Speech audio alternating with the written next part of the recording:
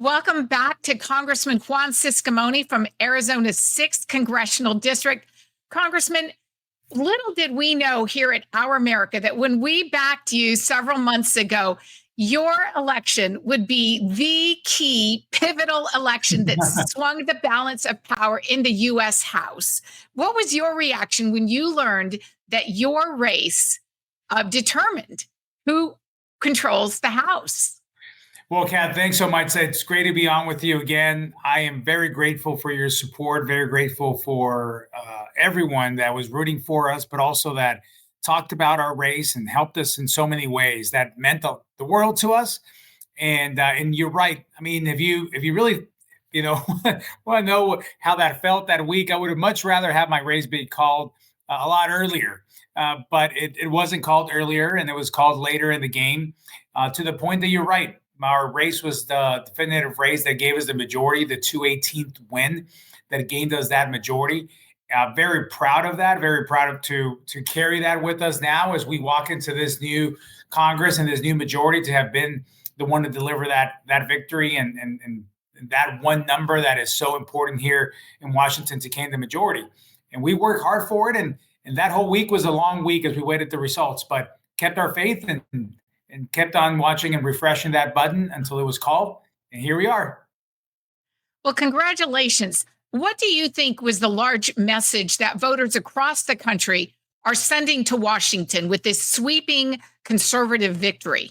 Absolutely. It's a strong message. It's a clear message, a definitive one that there's no question about. When President Trump wins the popular vote, wins the electoral vote, we take over the Senate and we retain the House, that the message could not have been clearer, that voters want something different. They are not happy with the last 4 years. They're not happy with the economy. They're not happy with the way they're paying more for things. They're not happy with how far the left has gone in ignoring the immigration issue as long as they have. The voters spoke, and they expect results. I tell everyone that we talk about this issue, I say, yeah, it's a great opportunity and a privilege to be able to have the trifecta with the Senate, the White House, and the House.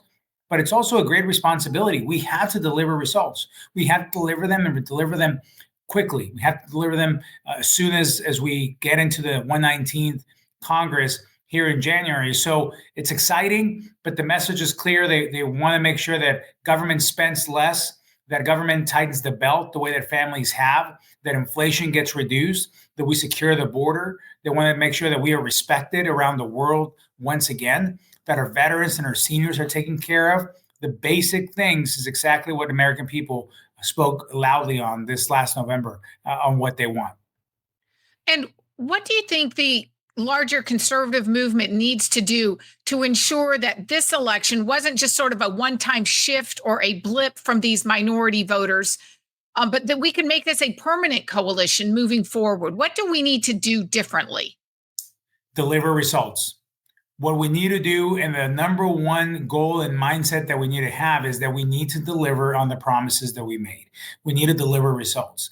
It's never going to be perfect, and things may move a little slower than any of us want to. However, we need to be moving in that direction and deliver results as quickly as possible.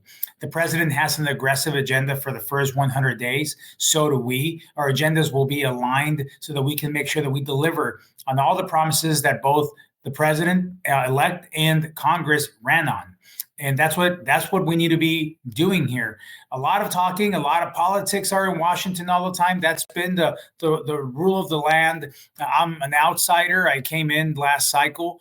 Have never been in elected office before winning my first race in 22. Now I'm approaching my sophomore year. So I'm very much still an outsider. In the world that I come from, you need to deliver results. You get up for review every 2 years, and the voters have to reassess you and make sure that you're worthy enough and trustworthy enough to have this job. That's going to happen again in 2026. But without even thinking of the election, we have to deliver on the results that we promised in this cycle. And that is the best way to ensure that we keep the coalition. You're right.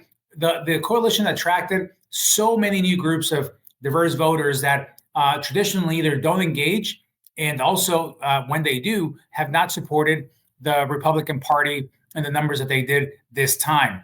And why is that? Because again, they feel that they've been left out by the radical policies of the far left that we've been seeing coming out of here in Washington and at home many times. And they want to see something different. At the end of the day, they were able to put party aside and support a good policy.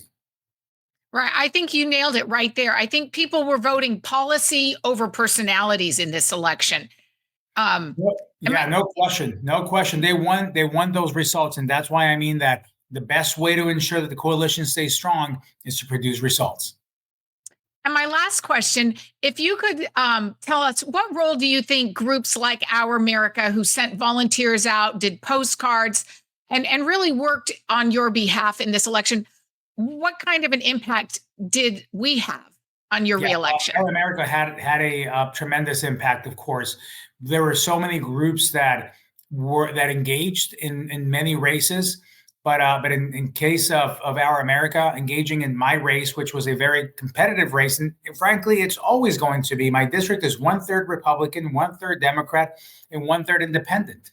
This is the nature of the district. Winning within the margins is the nature of the district. Last time I won by 1.4%, this time by 2.5%. So we did over a point better. Nevertheless, it's not a landslide because this is the way that this district works. So everyone that engages, every phone call that is made, every door that is knocked on, all these things matter so much, and they move the needle in the way to give us the victory. But it's the consistency and the cadence and addition of the activity that gets us to that place of victory. And Our America played a role in that, of course, sending out a positive message and doing all the work that the grassroots work that we highly benefited from. So I'm sure grateful, and I look forward to continue to work with you all throughout these next 2 years and beyond. Well, we appreciate what you're doing in Arizona and the fact that you are bringing together this diverse coalition of voters. Because I think, to sum it up, Congressman, you described the makeup of your district, but I think in many ways, that's not dissimilar from the nation as a whole, right? If the conservatives are going to make this a permanent realignment, we're going to need to deliver, as you said, and bring those common values to the forefront. That's right. It's finding that common ground, and the common ground is not hard to find. It's not complicated.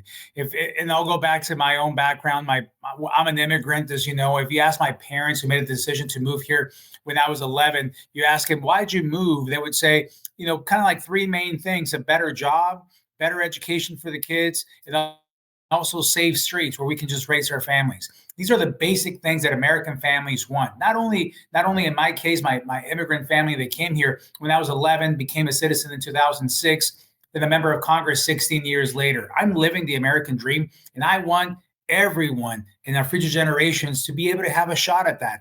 In order to do that, we need the government in their proper place, limited and small, make sure the private sector and free enterprise grows.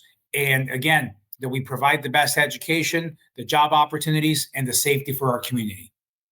Well, congratulations again, Congressman Juan Ciscomani, elected to a second term from Arizona's 6th Congressional District. Thank you so much, Kat. Talk to you soon.